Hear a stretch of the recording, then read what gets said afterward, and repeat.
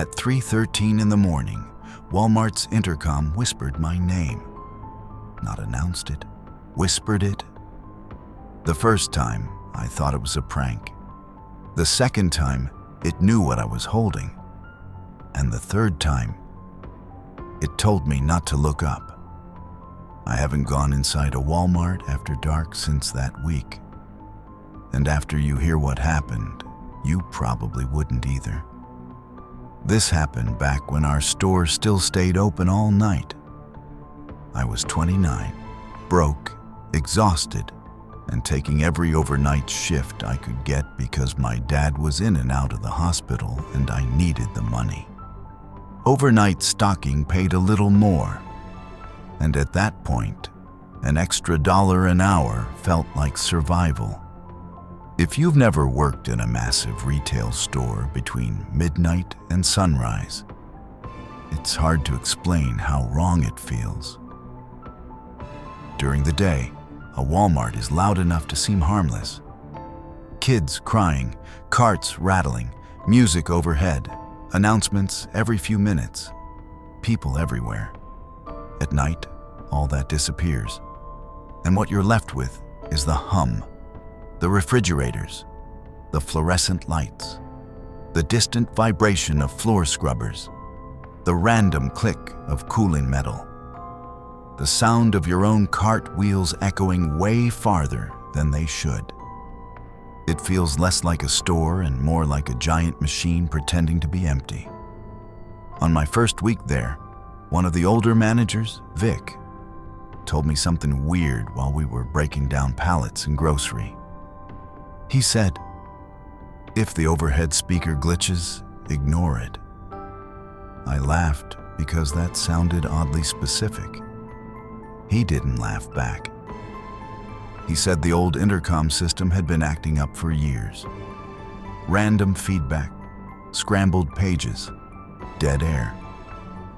Sometimes it would click on by itself and stay open for a second or two like someone had pressed the button and forgotten to speak. "Don't respond to it," he said, "especially if it happens around 3. I asked why 3. He shrugged and said, "Because that's when it usually happens."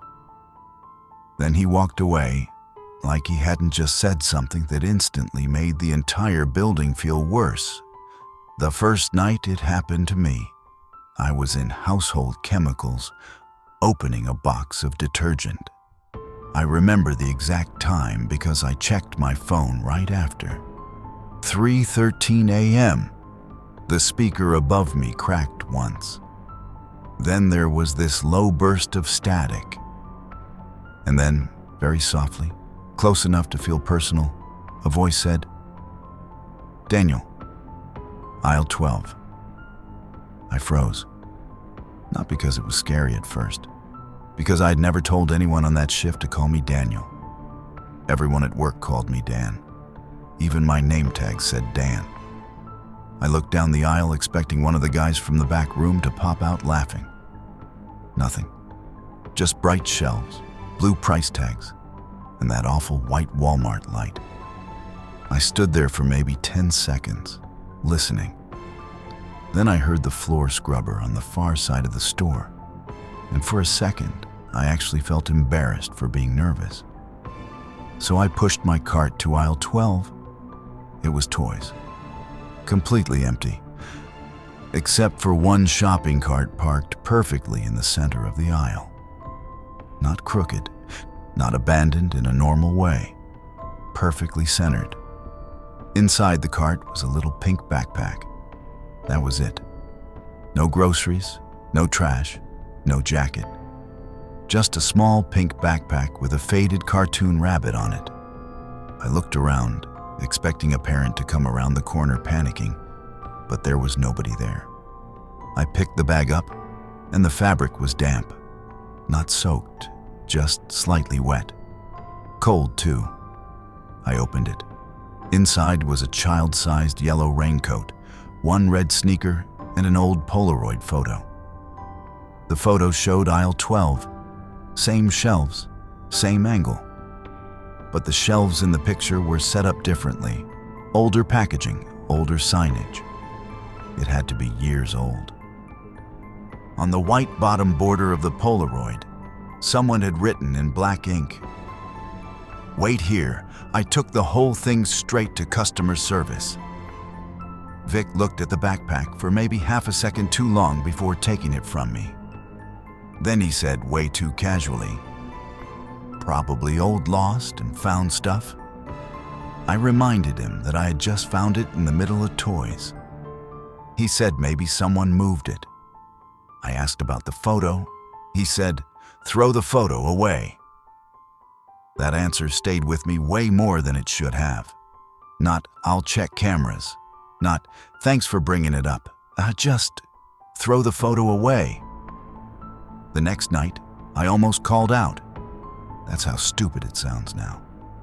A grown man almost skipping work over an old backpack and a creepy manager.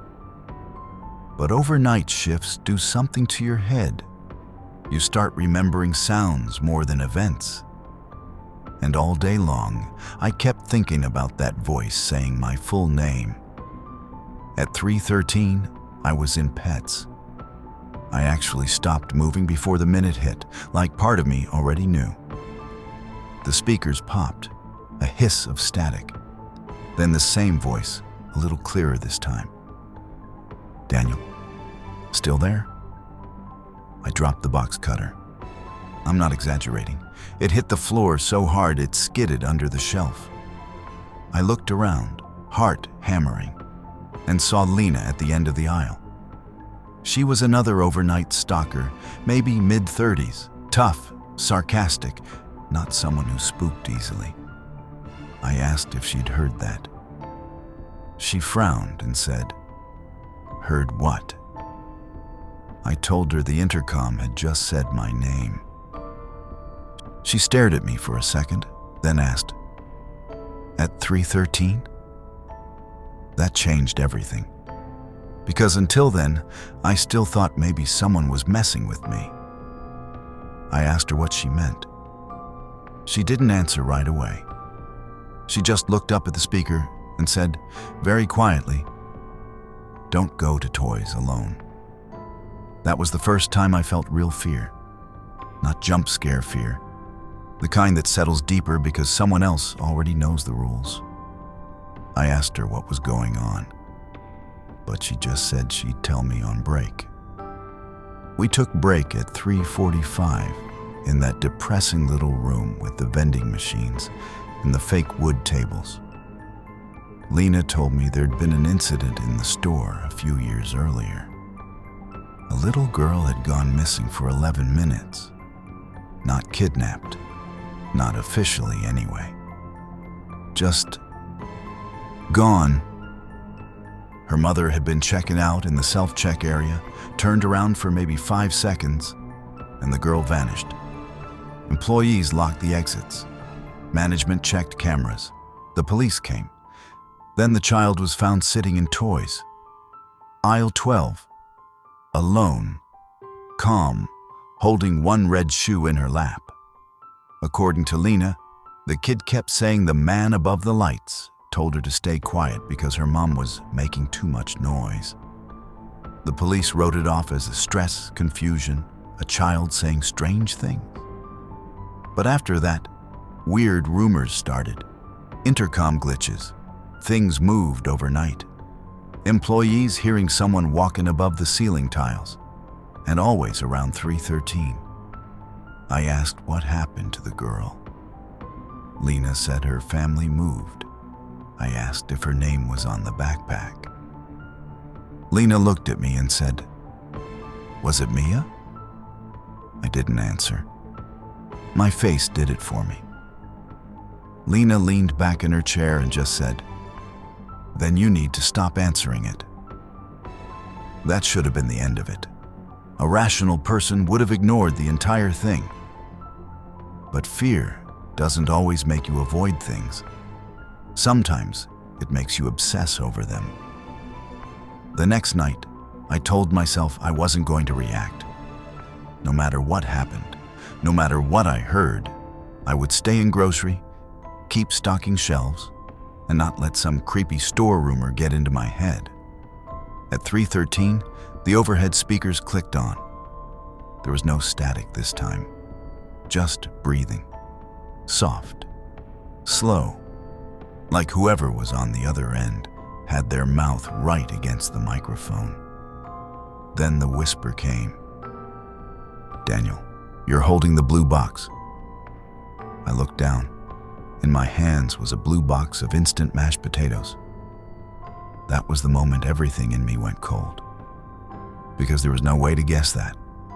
Not from another aisle, not from a joke, not from coincidence. Someone was watching me. I dropped the box and looked up so fast, I nearly fell backward. All I could see were ceiling lights, metal beams, hanging signs, security domes, and darkness above the aisles. Then the intercom whispered one more sentence. "Don't look up." I ran, not out of the store. I should have run out. Instead, I ran straight to the ad office where Vic kept the camera monitors. He was already there. That bothered me more than anything, as if he had been expecting me. I told him someone was watching us from the ceiling or using the speakers, and for the first time since I'd met him, he actually looked nervous. He shut the office door, rewound the camera feed from grocery. We watched me stocking the shelf. We watched the speaker click on above me. We watched me freeze. Then Vic paused the footage and zoomed in toward the top of the aisle. There, in the dark gap above the hanging aisle marker, was a shape. Not clear enough for a face, but enough to see fingers, wrapped over the metal edge from above. Someone had been looking down into the aisle.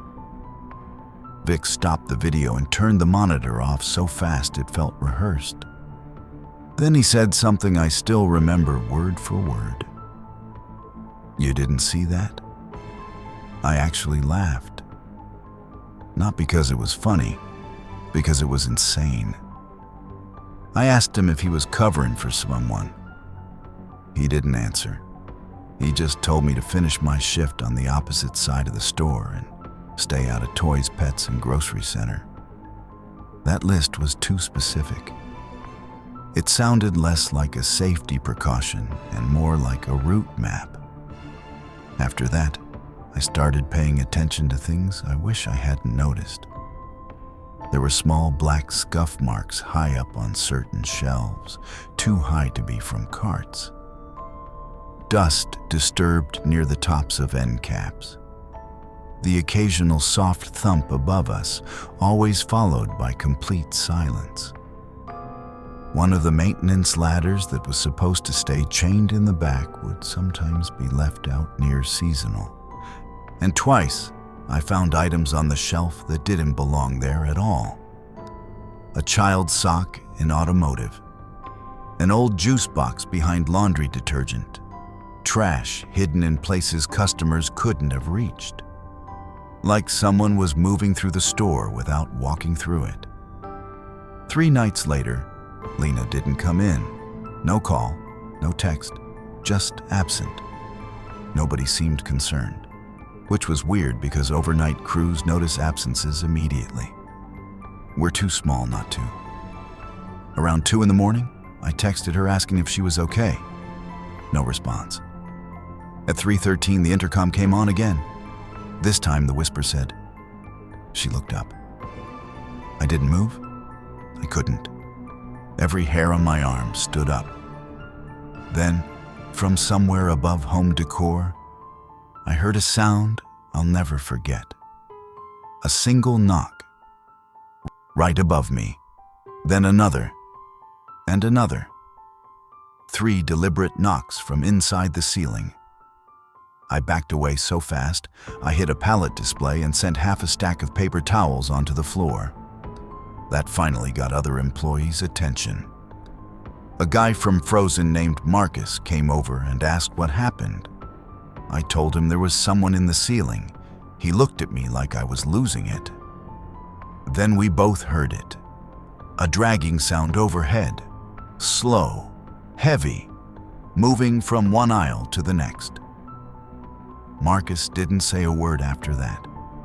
He just stared up, pale. Vic came running, and instead of calling the police, he did something stranger. He told everyone to move to the front and shut off half the lights in the back of the store. I asked him why. He said, because if he thinks the store is empty, he moves faster. He, not it, not some system glitch. He. That was the moment I realized Vic had known for a long time. Police finally came after Marcus refused to stay quiet and called 911 himself. By the time officers got there, the sounds above us had stopped. They checked the roof access, the maintenance hall, the stockroom, and the small locked utility spaces behind electronics and receiving. Nothing. No person, no camp, no tools, nothing except one thing. In a narrow dead space behind the wall near toys, they found a folding chair. That alone was disturbing enough. But next to it was a little portable speaker system patched into the old store intercom line. And beside that was a grocery bag full of Polaroids. Dozens of them, every single one taken inside the store. Employees stocking, customers checking out, kids in carts, people alone in aisles, unaware they were being photographed from above. And mixed in with those photos were pages ripped from employee schedules. Some names were crossed out, some were circled. Mine was underlined 3 times. The police took everything. They asked for statements. They asked Vic how long he'd known someone might be getting into the building. And that's when the story cracked open for real. Years earlier, the store had hired a third-party overnight maintenance worker during a remodel. His name was Richard Vale. Quiet guy, mid-40s. No family listed on file. No emergency contact. Barely talked. He got fired after employees reported hearing him on the intercom after shifts. Apparently, he liked using the system to play jokes. Then the little girl incident happened. After that, he vanished. No one could confirm where he went. No arrest, no body, no clean ending. Just gone. The police theory was that Richard had been accessing the building through old service spaces and utility gaps that were never properly sealed after the remodel. Watching, listening, learning routines, using the intercom. Maybe for years. That should have made me feel better. A real explanation, a real person, a real threat. It didn't. Because of Lena. The morning after the police search, she finally texted me back. Just 5 words. Don't let them blame Richard. That was it. I called her immediately. No answer. I texted back asking what she meant. Nothing. Later that day, I found out Lena had quit. No notice. No goodbye. No one had her new address. And to this day, I still don't know whether she left because she was scared or because she knew more than she ever told me. I didn't quit right away. I should have. But money does ugly things to your instincts. So I stayed 2 more nights. The first night after the police search, nothing happened. No whispering, no noises above us, no strange carts, no intercom. Everyone acted lighter, almost relieved. Marcus even joked that the ceiling goblin had finally been evicted. For a few hours, I almost believed it was over. Then came the second night. I remember it perfectly because I spent the whole shift waiting for 3:13 and telling myself that when it passed, I'd finally be able to breathe again. At 3:12, I was standing near the front seasonal section, holding a roll of yellow clearance stickers. At 3:13, every speaker in the store went dead. No music, no hum, nothing. Even the fluorescent buzz seemed to disappear. The silence lasted maybe 2 seconds. Then the intercom clicked on, and instead of that whispering male voice, I heard something much worse. A little girl, very soft, very calm. She said, "Mom said if I hear my name, I shouldn't answer." I couldn't move. The voice continued, "But he knows yours now." Then the line went dead. A second later, something fell behind me. I spun around. On the floor was a red child's shoe, small, damp, placed there so gently I hadn't even heard footsteps. I quit that morning. I didn't finish the shift. I didn't give notice. I didn't care. I handed in my badge, walked out into the parking lot just before sunrise, and sat in my car shaking until the sun came up enough for the building to stop looking like a mouth. A week later, a detective called me. He asked me to come in and identify some items from the photo bag they'd recovered. While I was there, I asked the question I'd been avoiding. Did they find Richard? The detective looked down at his folder for a second before answering. Then he said they had found records showing Richard Vale died in county jail almost 3 years before my first shift. I thought he was messing with me. He wasn't. Richard had been arrested on an unrelated charge in another state. He got sick in custody and died there under a different spelling of his last name, which is why it hadn't shown up earlier. I asked the detective how that is possible, how a dead man could be using the intercom. He said one of two things had to be true. Either someone else had been using Richard's name and methods, or people in that building had been lying for a very long time. I asked which one he believed. He didn't answer. He just handed me a photo from the evidence bag. It was a Polaroid, taken in the break room, taken from above. I was asleep at one of the tables, head down on my arms.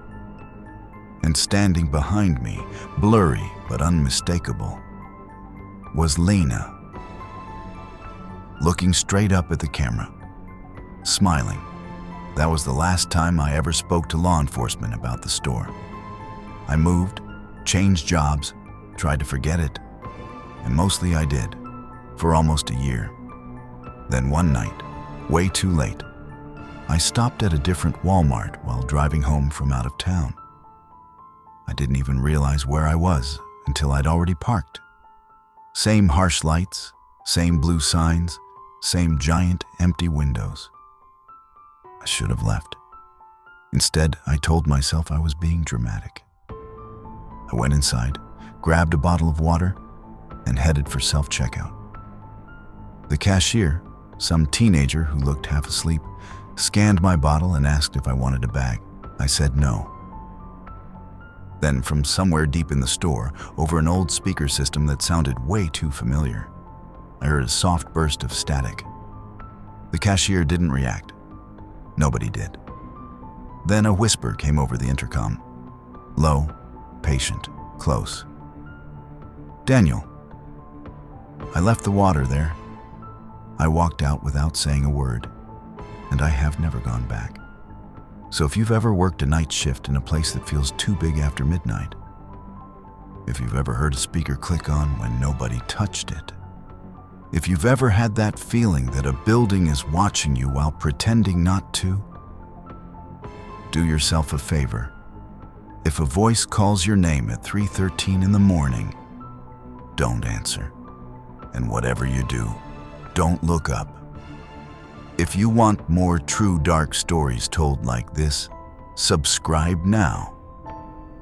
The next one is about a motel room that kept calling the front desk from a phone that had been ripped out of the wall.